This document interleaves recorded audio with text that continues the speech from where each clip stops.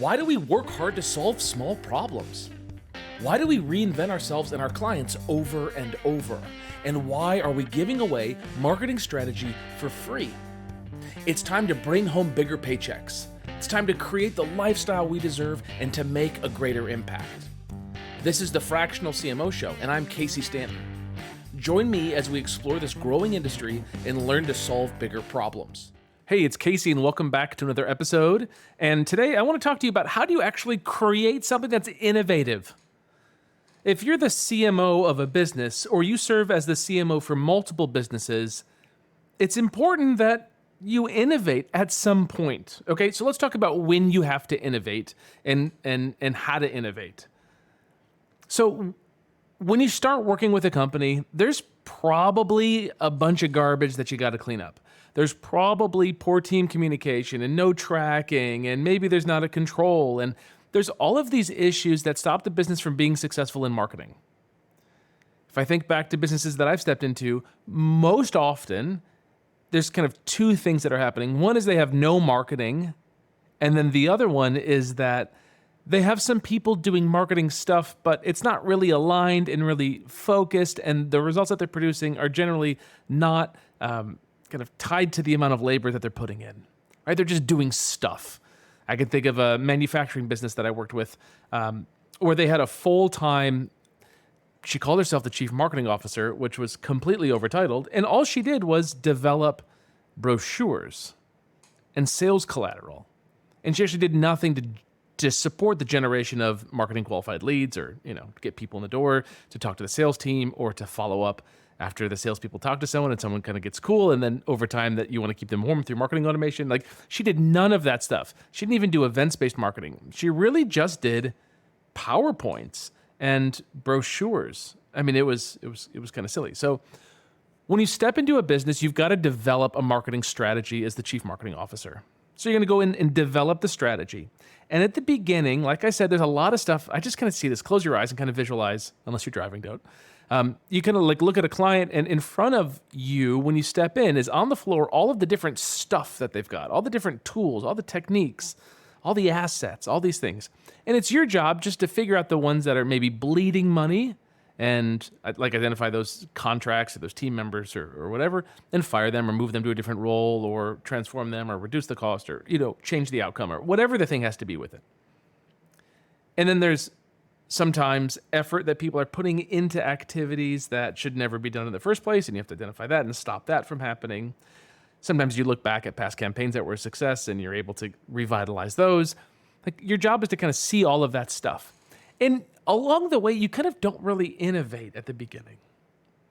Generally speaking, with most companies that you step into, you're not going to spend time innovating. You're going to spend time just like solving the problem that's in front of you with the tools that you already have. It's just like not a lot of innovation that's necessary.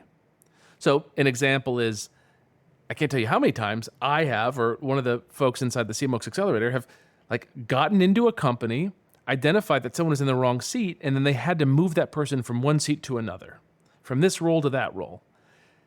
That's not innovation. That's just solving a problem. It's kind of a people problem. Someone's doing something that they shouldn't be doing because they're not competent or because they don't like it or they're not producing a good result, or it's a campaign that shouldn't be done in the first place. So your job as a CMO is just to put the right people in the right seats, right? You kind of like align folks. You get a command structure where there's people that report to people that report to people, right? Maybe everyone reports to you and then you report to the CEO. You've got to like develop that structure. That's the stuff that you get started with. That's the blocking and tackling. That is being a CMO 101. And there is no room for innovation typically within the first few weeks at least, but oftentimes not even through the first quarter. There just isn't room or necessity to innovate.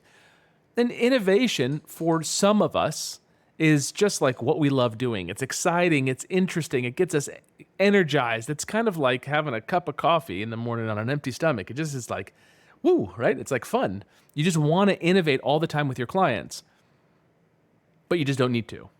Okay? So you're going to like develop these strategies to use the tools and the people and the budget that's available, and you're going to get to kind of like this asymptote of outcome from the labor that you have. You kind of reach the edge of it. I don't know if you know math. I don't really, but I like this term, asymptote. It's this idea that a number increases up into its like maximum number, but never reaches it.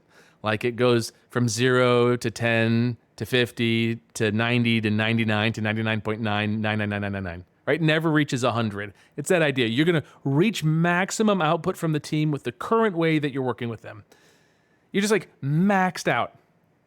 If you want to get them to the next level, you can hire more team members, or you can innovate a way for them to produce larger results with the same capacity that they have. So how do you innovate? I want to tell you how you don't innovate first. So the first way that you don't innovate is by copying others. You can't copy what another company is doing and expect to be the leader. It's just not how it works. If I copy somebody else, I'm always going to be behind them. I'm always going to be behind because they'll have launched something, I'll see what it is, I'll understand what it is, and then I'll be able to launch it myself and try to catch up, but I'll never be able to catch up if that company's doing their job and continuing to innovate. One website that I really love is archive.org. It's the Internet Archive. It's a great nonprofit to support financially. And it's this service that takes snapshots of websites. And if you go to archive.org, you can look back at a website from 3 years ago, 5 years ago, 30 days ago, and see the changes that happened on a website over time. The Internet Archive is an incredible learning opportunity to see a company that likes to test what tests they've run. So you can like sleuth their website and see, oh, look at this offer that they had and they changed the pricing on this date. And then, then they added this bonus and they did this thing and they bundled it and then they got rid of that and now they're launching this thing. And you can start to see their process. And this gets kind of into how to innovate. How do you innovate? It's not by copying what they've done, but trying to emulate how they think. Emulate how they think. How are they thinking? What are they holding true? What constraints have they created for themselves to be successful? When you emulate how another business or another person thinks, you oftentimes can get a great result that isn't from copying their actions.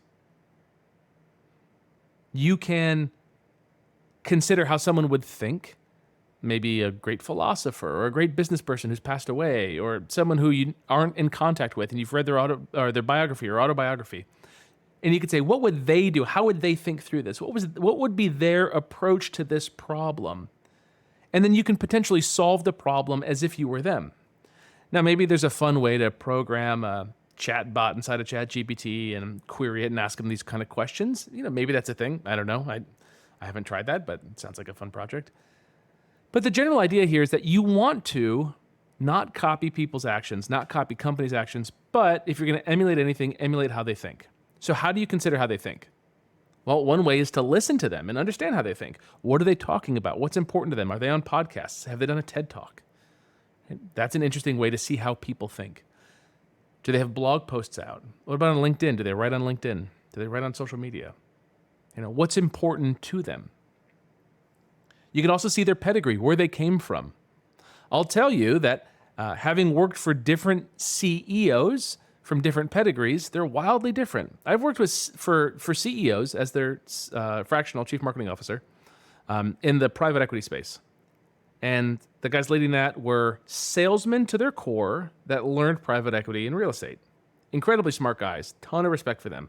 And at their heart and their core, they were salesmen.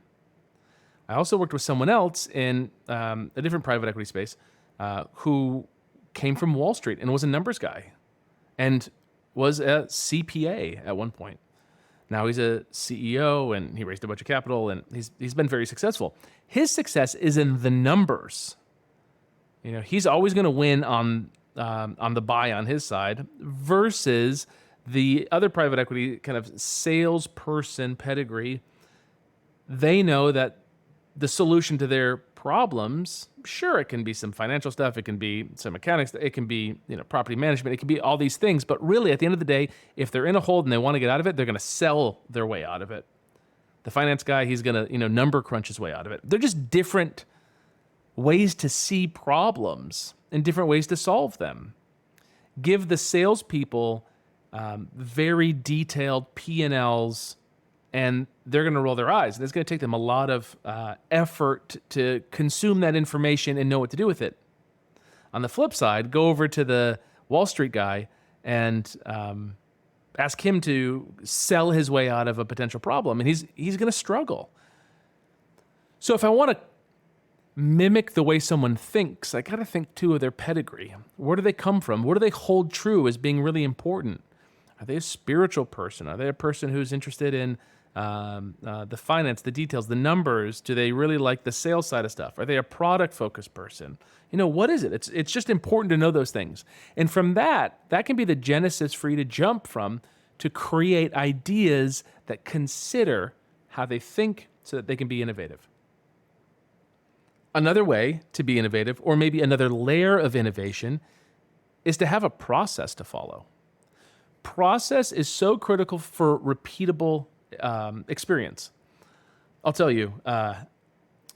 So my wife and I, we just bought a home, and it's a 100-year-old home, one of these century homes. It's this beautiful brick home.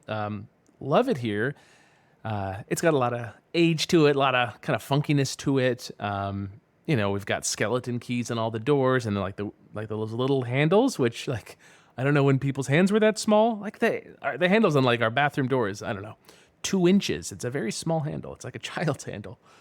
So that's the style of home that we're in. We love it. Living in boxes right now, but slowly making it a home for our kids. And I had a problem with our air conditioning. So we have a 2-zone system, meaning we have one zone that's the top 2 floors and the other zone that's the main level. And the top 2 floors just stopped working, but the main level was going fine. Well, the top 2 floors had been recently replaced before we bought the house about a year ago. So I thought maybe there was a coolant issue, like there was a leak or something. So I had a tech come out, and they checked everything out, and he put his meters up to it or his gauges, and he read that there was a leak. He identified where the leak was with this really cool tool. I was learning all this stuff from him. Very, very fascinating. But then there was someone else there that came by, and that guy sold me on replacing my other unit. He said, "Yeah, that's an issue. We'll get that unit, your leak fixed. But look at your other unit. It's 20 years old," and it was 20 years old last month. So it was time for it to get replaced, and I knew that I needed to replace my AC. I didn't expect to do it that day, but I said, okay, let's do it. So we did that thing that you do, which is kind of go through the price quote and kind of talk about it, and I agreed and paid, and they scheduled service 2 days later. That team came in, they built out the AC unit, they took out the old one in the basement, and they put a new one in. But they didn't have a component, which was the plenum and the filter. This is where the air intake goes through the filter, then it enters into the coil and then the blower. This is a high-velocity HVAC system, if you're familiar, because it's an old home. Okay, so enough with those details. They missed a part of it, but they patched it together and said, in a couple days, we'll have someone come out. I realized after that guy left that they had no appointment with me. No one was coming out. They had dropped me. No process. So I called dispatch 24 hours, and I say, get someone over here ASAP, and let's fix this. So they sent 2 techs over, and they brought the plenum and the filter, and they fixed it. And then I went down to the basement myself later that evening to kind of inspect their work after they had left, and I realized how terrible of a job they did. It was comical how bad of a job it was. We're talking about a sway to the return. It should be a vertical pipe, and it was like this big S curve. Already the insulation on it was sagging.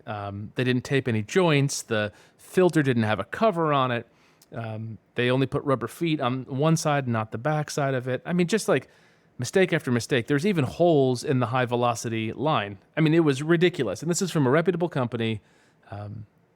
It was shocking. So I reached out to the company, and I got on the phone with someone, and they said to me, "We have a process, and it's clear that process wasn't followed." And there was no debate from me on that, right? I don't know that they have a process, but there was certainly no process followed.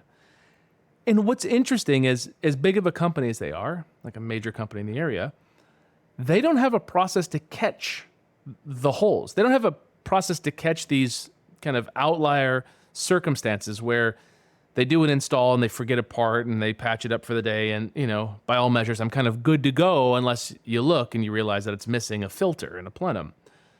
So they have a process, but they don't have a process that considers all of the possible errors that can happen.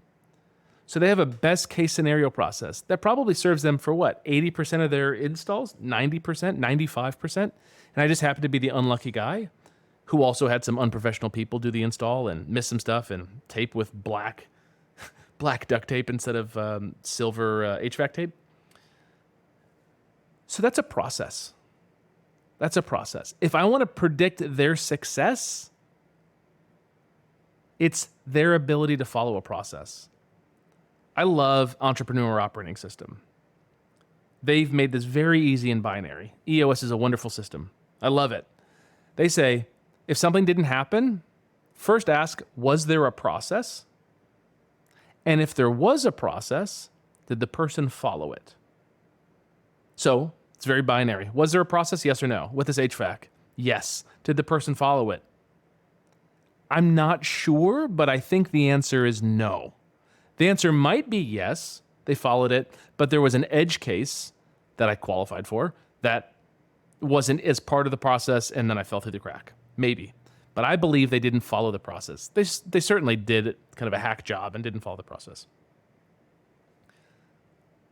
That process allows them to produce a predictable result. In the same way, if you have a process for coming up with ways to innovate inside of a business, you can be successful. Let's think about how you take this HVAC approach to innovation inside of a business. A process is first of all about identifying the problem that you're solving. So often when we innovate, it's because we feel enchanted by our muse and we want to just come up with this idea because it feels energetically exciting and we want to see it deployed. It's like, oh man, I talked to my buddy and he was saying this crazy thing about Facebook Messenger ads right now driving cheap leads. We got to do it. We got to do it right now. Probably isn't the right move, right? Unless there's a problem with lead generation or cost of leads, and what you have right now in your control just isn't working or something like that. And you need to kind of blow it out and reinvent. So first identify the problem that you're solving. And when you identify that problem, I like to think of a measurable or a metric. Like, how do you know if you're successful or not? An example of how to know if you're successful is you say, we're currently getting leads at $10 a piece. And this quarter, we want to drive that cost down to $9 or $8 or $7 a piece.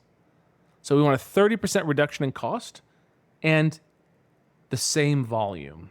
So this quarter, we're just dropping cost, but keeping volume the same. I'm going to drop it by 30%, $10 to $7.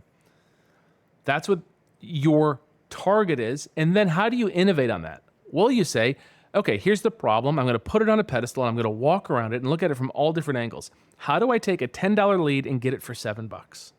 You think, where's the waste happening right now? Where are there steps that confuse someone, that reduce the conversion rate? Is the offer clear enough? Does the page load fast enough? You start innovating there and you say, oh, a Facebook instant experience page. Maybe that's what I need. I need a page that loads faster. You may be listening and saying, Casey, what's a Facebook instant experience page? Doesn't matter. What matters is that you identify that the problem is the page speed might be too slow.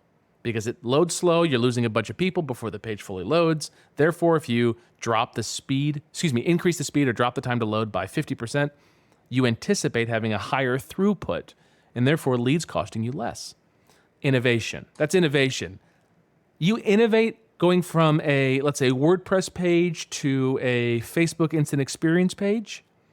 That's a small innovation for the business, but compound that with a better headline, with a better offer, with a better follow-up, with an SMS reminder. And the next thing you know, your offer that was converting at $10 a lead is now converting at $7 a lead and pre-qualifying the leads to go from the non-qualified state to a marketing qualified state. It's these little intersections that, when focused on, can improve cost and performance and quality so that ultimately you're creating significant innovation in a business. I kind of like that Kaizen approach, that constant and never-ending improvement approach to funnels and offers and things like that. On the flip side, It's also fun to say, ooh, we're paying $10 a lead right now. I want to pay $7. How do I get it for $7? Just thinking about that, putting it on a pedestal, you might invent a new idea. Ooh, what if we emailed everybody and said, if you send us a qualified lead, we'll give you $7. You email affiliates or other companies that can help you, or someone else in the market, or a partner, like whatever it is. It's custom for each business. But you could maybe just create a whole new like affiliate strategy to get those $7 leads in. So the idea of innovation here is to, first, if you want to copy how people think or how businesses think and not what they've produced. How do you do that? Maybe you're looking at autobiographies, TED Talks. Maybe you're looking at archive.org and seeing how the website changes. And then on the opposite side, if you want to innovate something, identify the biggest problem to solve, right? Solve bigger problems. Identify what that is, walk around that, look for different ways to solve it, and look at the Kaizen approach, minor improvements, and then a more macro approach, which is kind of reinventing what you're doing, changing how you're doing it, bringing in AI or bringing in offshore talent, MTurk, whatever the thing is. And what I think you'll find is that you'll be able to innovate consistently without needing the inspiration from your competitors. And instead, you can then pivot into being the industry leader. Your client can become the industry leader instead of being reliant on being Pepsi, right? You don't want to be Pepsi, you want to be Coke. Right, Coke is the leader. Let's talk about Pepsi. Pepsi wanted to get into fast food restaurants, and they wanted to get into like KFC, right? They weren't able to sell Pepsi into KFC. So what did Pepsi do? My understanding is that they just bought it. They bought KFC, they bought Pizza Hut, they bought Taco Bell, and another thing called the Habit Burger Grill, okay? And they put that underneath a brand called Yum Brands. But Pepsi owns it. Pepsi said, right, the traditional way, ooh, we want to get inside of this KFC. We want to get inside of Pizza Hut. We want to get in McDonald's. We want to get in Burger King. They wanted to get everywhere. Obviously, that's like how, if anyone approached getting a soft drink into a business or a franchise, they would say, we're going to go in the front door and we're going to underbid what Coke's doing. And we're going to just try to go in and just win that business. They innovated and they said, actually, we're just going to go buy those companies. We're going to go buy KFC and Pizza Hut and Taco Bell and Long John Silver's. Yeah. And put them underneath their own company. And all of those companies are going to have Pepsi. Pretty incredible, right? It's just like a different game to play. They just bought them. Now, you know that KFC, Taco Bell, Pizza Hut, those are revenue producing enterprises. So they bought revenue and they also ensured that their parent company, PepsiCo, was able to have Pepsi in all those. It's pretty incredible. You'll remember this anytime you drive through a town or go to a gas station and it's one of those combination Pizza Hut and Taco Bells or KFC Taco Bells. You'll remember that that's because Pepsi bought it and they had this innovative idea to buy kind of the means of distribution, which were the restaurants. Pretty incredible. So sit with that. Hold on to that. Consider that as you think about innovating. And if you want to have more of these conversations with me, with my team, so that we can help you win clients that pay you $3,000 or $5,000 or $10,000 or $15,000 a month or more per client per month, so you can build a fractional CMO practice to $500,000 a year and work 30 hours a week, serving clients that you love on your terms.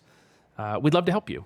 I wrote a book on this. It's called The Fractional CMO Method. You can grab it on my website, cmox.co/book, cmox.co/book. And if you like what you're hearing, subscribe to the podcast. It means a lot to me. Leave a review on iTunes, Spotify, Google Play, wherever you listen. I'd love to hear what you think about this. Any ideas for episodes, you can email me as well, grow@cmox.co. All right, hope you're well. Talk to you soon. Thank you for joining us for today's show. For more information and episodes, visit our site at fractionalcmoshow.com. go ahead and punch that like and subscribe button on your favorite podcast app. It means a lot, at least to my mom.